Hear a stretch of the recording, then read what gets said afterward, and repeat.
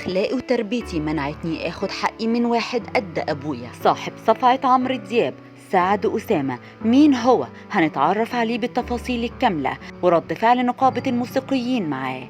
تابعوني. قام الشاب سعد أسامة ابن مدينة إسنا جنوب محافظة الأقصر صاحب واقعة الصفعة من قبل عمرو دياب بالظهور عبر فيديو له عبر مواقع التواصل الاجتماعي فيسبوك مدافعا عن نفسه ضد من قام بمهاجمته نظرا لاعتقاداتهم إياه إنه لم يأخذ حقه من عمرو دياب بعد صفعه له على المسرح أمام الجميع ولم يرد له نفس الضربة. أوضح سعد بأن أخلاقه وتربيته قد منعته من أخذ حقه وأن يقوم مثل عمرو دياب أي يرد له نفس الصفعة على المسرح أمام الجميع، مبررا ذلك بأن عمرو دياب بعمر أبيه ولا يمكن أن يأخذ حقه من رجل في عمر أبيه، قائلا دي مش أخلاقنا كصعيدة وما تربناش على كده. كسب الشاب الذي صفعه عمرو دياب تعاطف رواد مواقع التواصل الاجتماعي وهو من إحدى المعازيم في فرح ابنة المنتج محمد السعدي. أسامة لم يأخذ ردة فعل في نفس الوقت بعد صفعه، ولكنه عندما أدرك ما حدث توجه أسامة إلى إدارة الفندق الذي أقيم فيه حفل الزفاف لتقديم شكوى ضد الهضبة، ولكن إدارة الفندق لم تتقبل شكواه ولم يهتموا بالأمر. ومن أبرز تصريحات سعد أسامة في أول ظهور صحفي له: أنا حزين جدا، أنا واحد معجب، كنت عاوز أتصور معاه مش أكتر من كده، الحركة اللي حصلت منه مش لطيفة خالص ولا تليق بواحد تفكيره زي عمرو دياب.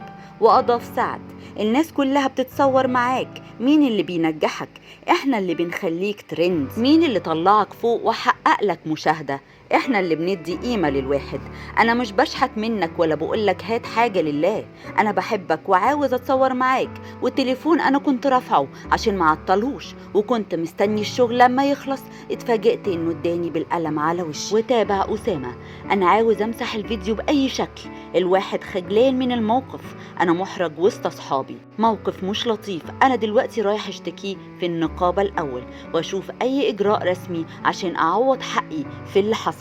وأوضح سعد سبب شده لملابس عمرو دياب: أنا ما قرصتهوش، أنا كنت بحسسه إن في حد واقف جنبه عاوز يتصور معاه مش أكتر من كده، حطيت إيدي على ظهره عادي، أنا بحبه جدا مش بغرض أي شيء آخر، لكن اتفاجئت برد الفعل.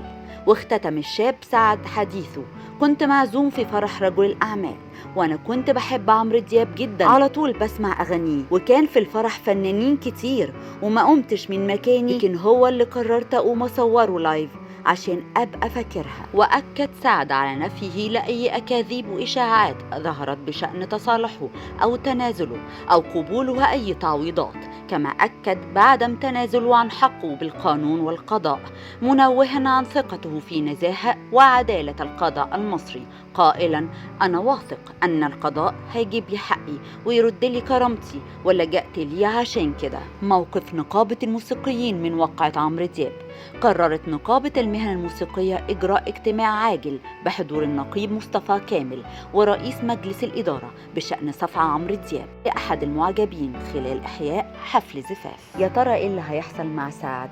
هل هياخد حقه ولا؟ كان معكم بسمة مجدي.